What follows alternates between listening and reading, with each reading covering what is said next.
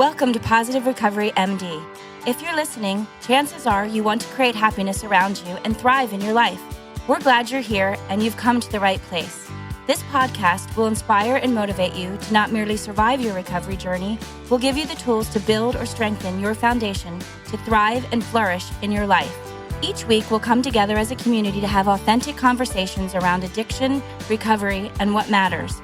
Growth and progress, not perfection. All while developing positive habits for you to utilize in your life. To learn more, please visit positiverecoverymd.com to sign up to receive the daily positive interventions that we'll review, as well as gain access to exclusive Positive Recovery content available only to Positive Recovery MD listeners. All right, let's get started. Hello, boys and girls, ladies and gentlemen. Welcome to another installment of Positive Recovery MDs, the podcast that helps you hopefully thrive in all areas of your life. We've got a phenomenal guest today, Helena Washington, who is a great many things. She's a licensed addiction specialist, mental wellness and behavioral health diversity authority, and media contributor with over 25 years of working experience with children, adolescents, adults, and preserving family systems. I've known her for a while. Julie's also with us. She's known her for a while, but I think it's best if she introduces herself using the famed positive introduction. The example, when I share my story, part of my introduction is sharing the story of how I ended up working in this field, because my background was just straight mental health in adolescent girls. That was my focus, is understanding the fact that I have a personality that's pretty warm with families and, creating a piece of joy through their pain that opens them up to allow the process to happen and in the way I do it. So that's kind of how I kind of explain that, but I say it in a fun, interesting way. I just did it again last night. I had to go into a Shell executive's home to check on their kid. So, just by me understanding at a young age as an 18, 19-year-old, the patience that I have, being my best self. I have a decent amount of patience to get through, and dealing with difficult, struggling people and people that most folks don't want to deal with, and finding the best in them. So that's probably me being my best, just trying to find the best in other people and the way I do that. So do you have an example of when you did that? That would be you at your best. Mm-hmm. An example would be over 27 years. An example would be, I'll use a recent example, meeting with a family.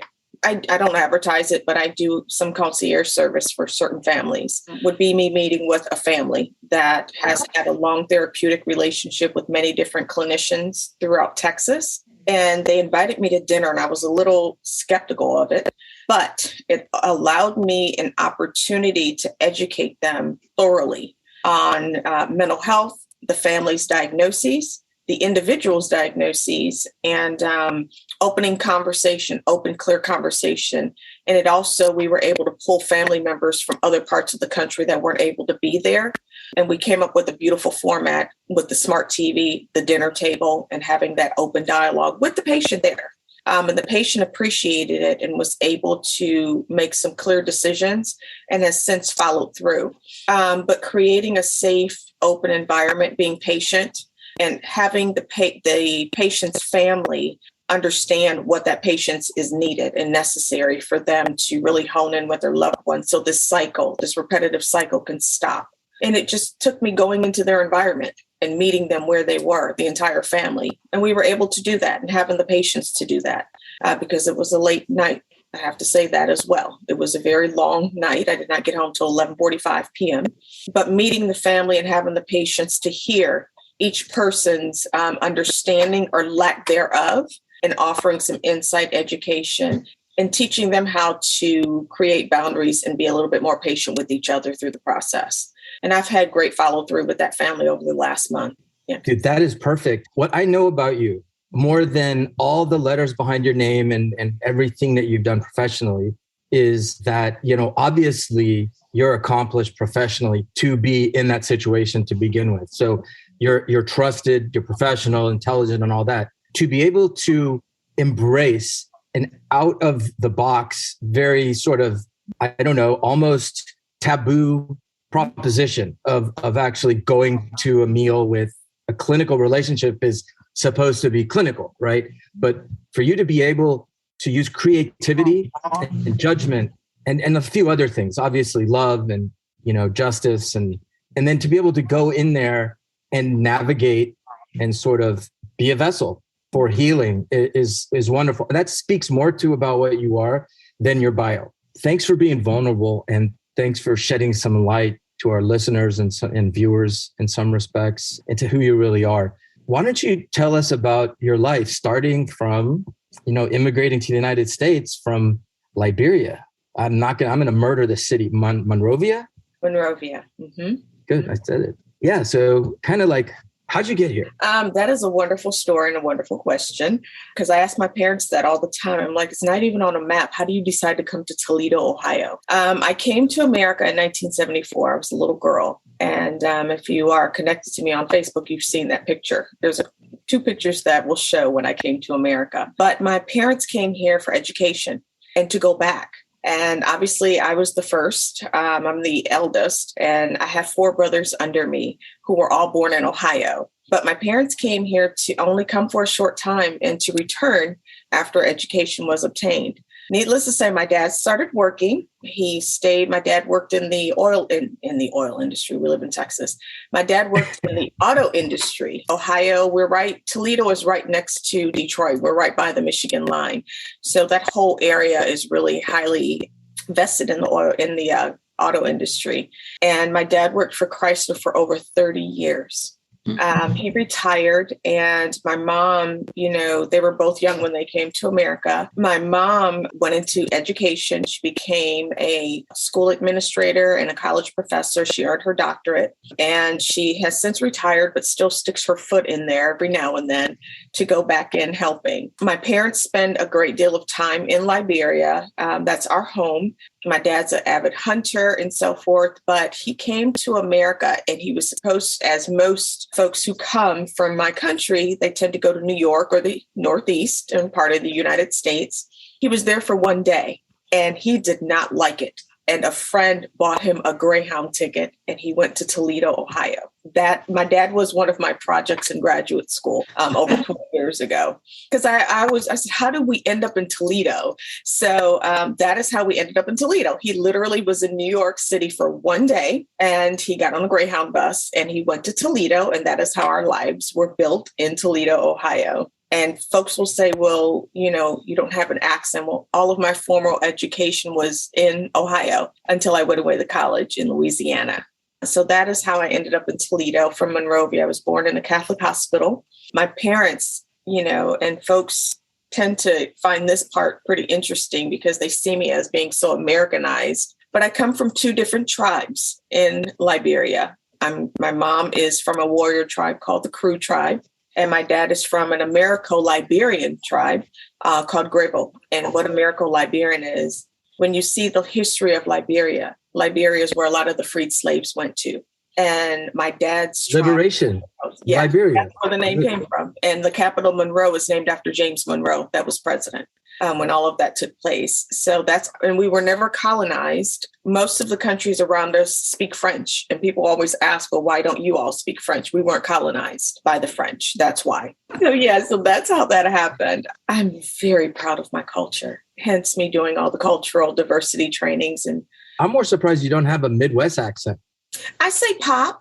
Yes. I say pop, and I drink a lot of Pepsi. I don't drink Coke. I'm a Pepsi drinker. That right there tells you I'm from the Midwest. But I say y'all, and that's the home.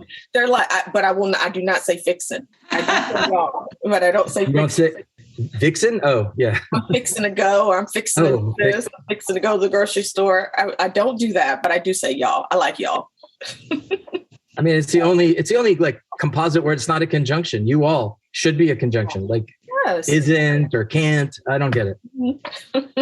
It's an important part. Okay, so you come from 2 different tribes, and you were going to say, like, so the history of Liberia, we got that. It's where all the freed slaves went. Monroe, named after James Monroe. Was there a problem that you had 2 different tribal sort of parent lineages, or is it like the caste system over there, like it is in India, where there's just no mixing, or you're gone from the family? Or is it cool? Is it sort of we get together during holidays and we exchange gene pools type of thing? Interesting that I have the book there, Caste, and it starts off speaking about a lot of the challenges in India and certain different parts of the world. And it explains cultural mixing and so forth. In my country, and also since we had a really bad civil war that ended almost 20 years ago, a little bit over 20 years ago, it ended. One of the challenges is before all of the upheaval, we were very progressive. We had a very active court. We had a government that was really, we were doing a lot of progressive things. And then we had a civil war. With that, the Civil War, because it was between the tribes, there were certain tribes that were fighting amongst each other. I lost a lot of family. Every Liberian lost a lot of family there. But currently, when we talk about caste systems and separation, one of the things that exists in our country, there's poor and there's those with means. There's really not an in-between. So for us to classify a middle class in my country, it's very, very hard to identify. Especially since the Civil War. So it's either we have our government has not done a good job of taking care of the people in more recent times, which is sad. It's not something that we are proud of. We do not like that. And a lot of us in the diaspora, meaning around the world, we help our family members and so forth, but we don't have really a middle class. So certain tribes can at times look down upon other tribes. And I think that comes from the fact of when the freed slaves went back and those varying differences started to occur. So it does exist to some level, but it's because we don't have a classified middle class. And the way our country is structured currently, I don't foresee it happening anytime soon, which is a positive and a negative. When we think about it, because when we see how class, and we look at caste systems, they exist everywhere, but some of them can be so demeaning and hurtful and dangerous to various groups within those cultures. When it comes to us treating, when we get into, one of the things I really plan to do once my youngest graduates, I would like to focus on some of the behavioral health needs, because there's a lot of traditional aspects to individuals getting help in certain families and certain tribes and how they process and interact in that capacity. Even though I am what they would consider Americanized, the fact that I am still a Liberian, literally I'm African American. I came from Africa. I'm an American citizen now. And that's something I do talk about when I speak about, helping folks. Our class system, I would rather say that the division, sometimes it's very evident. It is very evident at times, but I do see it this is a relative statement I'm going to make. I see it not as bad as what we see in other cultures. I don't see it, unless, God forbid, another civil uproar occurs. That's when you really see it, when we're having civil conflict. So on top of the caste system or tribes, there's different ethnicities? Well, within our country, we have obviously Christianity, and I even have family members who practice Islam. So it must be in Africa, sure. So those are the two primary religions that are within our country. And we also have those that still practice traditional cultural religion and so forth. But when we talk about how that's really impacted and broken down, it's more so of looking at a lot of our conflict has come from the indigenous tribes wanting to be recognized, wanting the respect, and us, because I come from both sides of it, but considering I've been here for most of almost my entire life and going back to visit, those who are Americo-Liberians are seen in a different light, because many of the traditional indigenous tribes feel as though they have more rights to our country, to our land, to our way, versus the fact that, the Americo-Liberians have come back. My mom's family has a traditional Kru Liberian name.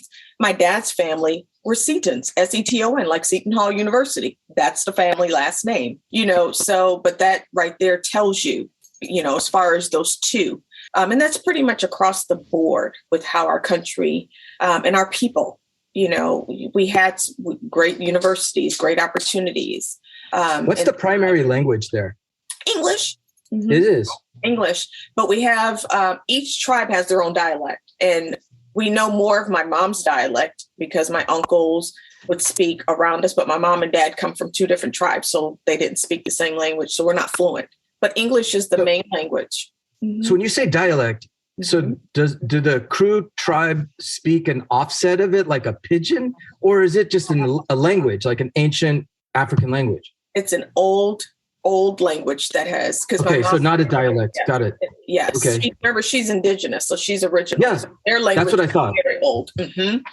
Very old. Yeah. And in my dad's tribe, when you go back in history, they're actually a derivative from my mom's tribe is one of the original tribes, but they're a bit of a derivative mixed with the Americans that came back. So that's what right. You noticed at 18, 19 years old that you had patience and the ability to sort of be a glue for people. Where did you go to high school? Where did you go to college? Like, what influenced you to get into mental health? Because you could have done a great number of things. Well, I'm going to back up.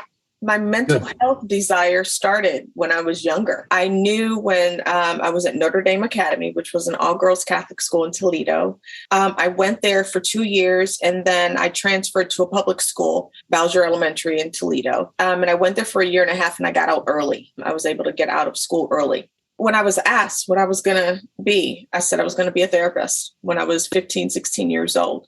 And my focus was I wanted to work with girls who had a lot of adjustment challenges with acculturation, migrating from one country to another, immigrating, and because it was a struggle for me, growing up. I was the only girl. My parents are still together. I have both parents, but mixing of the culture. My friends were doing things differently. They had different lives, their households were different. I've always appreciated my culture. But it was a struggle because I dealt with a lot of discriminatory behaviors, and this has nothing to do with black and white at this point. Early on, a lot of it came from, why do your parents talk so funny? Being called various names. There's certain names I still have yet to understand where they came from, the names that we were called. Just the challenges of being able to stand up and stand proud. I remember my mom's oldest sister, God rest her soul. I remember when we would come home on the bus and when my Aunt B would be outside just getting some air, she would be in her traditional clothing. And I would sometimes, want her to go inside because I didn't feel like dealing with the questions and all the different things that came along with it. And as I got older, I didn't care. This is my culture. I have a culture, but the thing that helped me, I remember we moved to Houston for a couple of years when my dad went through, Chrysler went through a layoff, and we moved here for this. This is our introduction to Houston, Texas. And I was in middle school at the time. I'm a grandmother. So where did you go to middle school real quick? I was back then, and we were at A-Leaf. I was at Holland Middle, and I did drive. It's on Dairy Ashford. I did find Holland Middle School.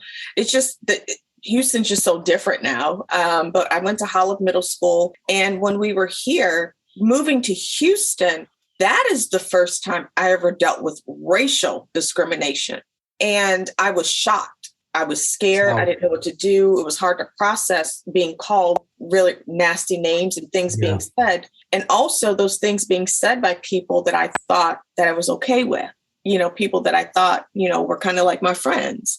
And, certain things were happening. The adjustment for me was a little challenging at times. I had a lot of friction with my parents, mainly my mom. My mom and I had a lot of friction. African values are different. And I do work with some African families, and a lot of what I see coming, and I tell them, I said, it's almost, similar to what I went through. And my parents weren't bad parents. They weren't. They worked hard. They provided, put us in good schools, good communities. The issue was us trying to assimilate outside of our household. That's where my friction came in. So I said, I'm going to devote myself in working with girls who come from foreign families. Even in high school, when I was at Notre Dame, I went to school with some girls who came from various cultures and they had struggles with some of the same things.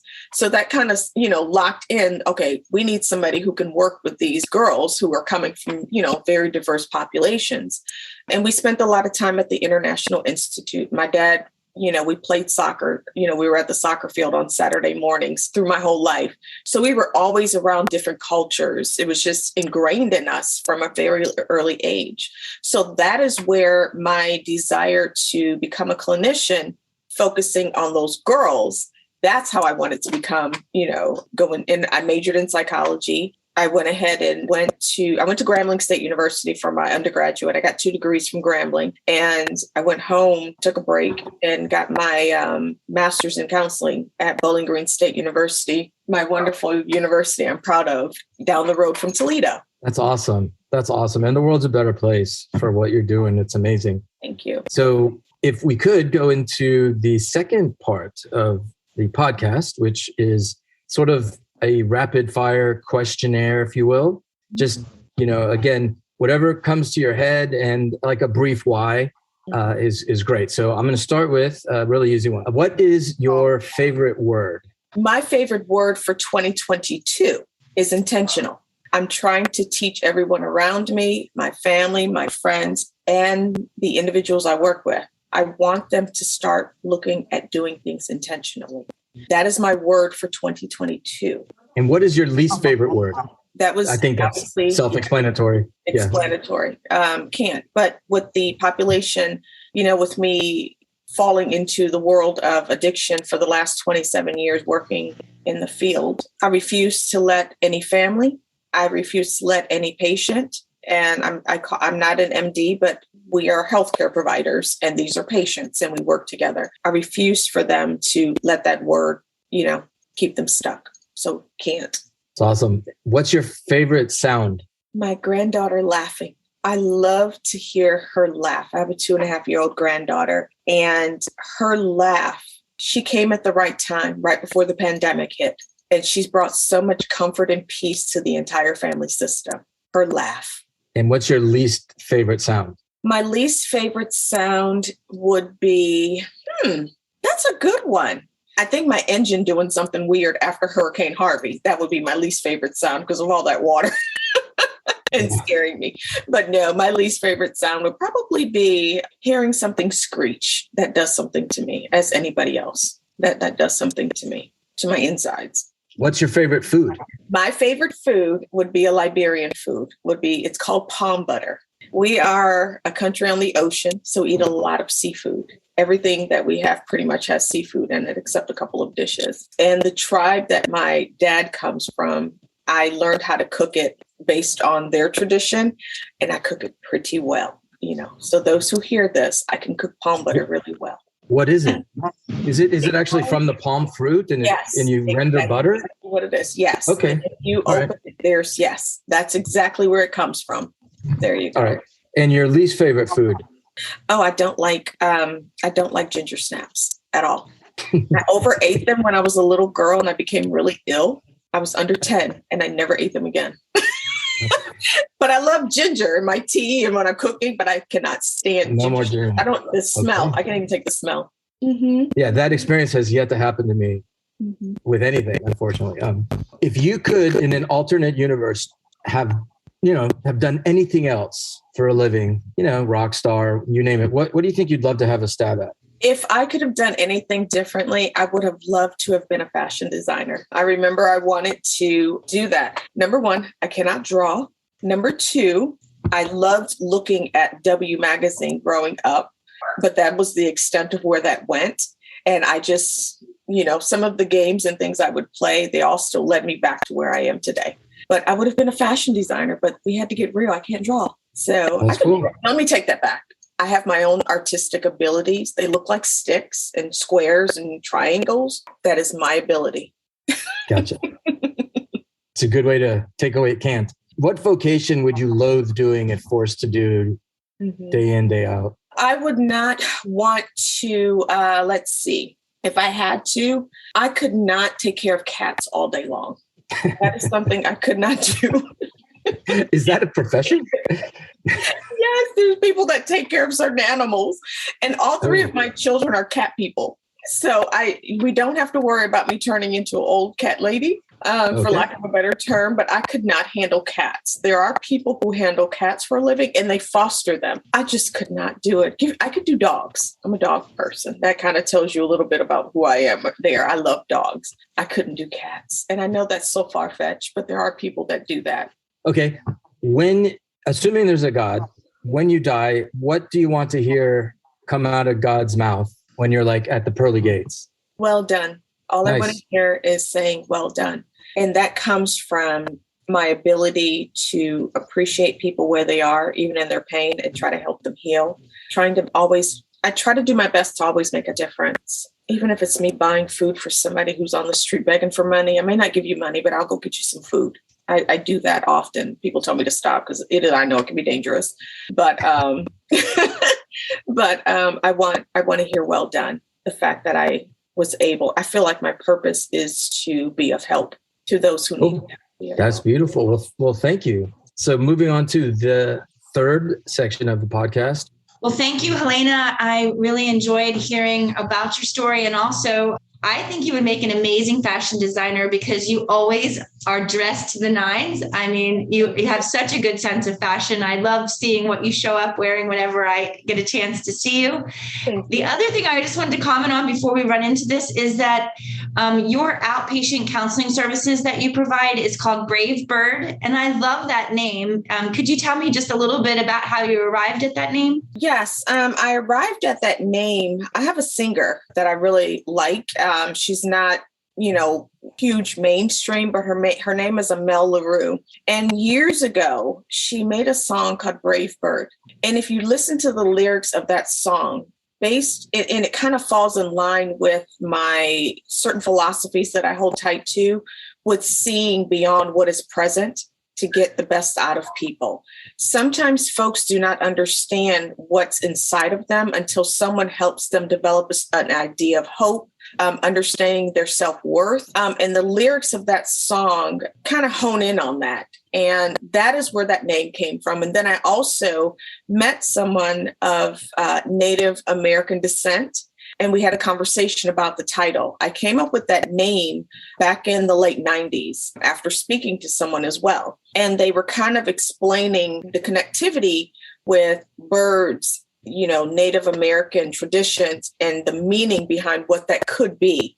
That helped me, and it kind of linked the two, looking at my purpose and what I wanted my practice and consulting to be, helping to bring the best out of people and helping them live their best lives possible. So that's where it came from. People don't know how brave they are and how far they can spread their wings. If sometimes they don't have a push or having someone believe in them and pulling their family or what their support system means to them to the table to also see those things in them. Thank you. Thanks for sharing that with me. That's beautiful.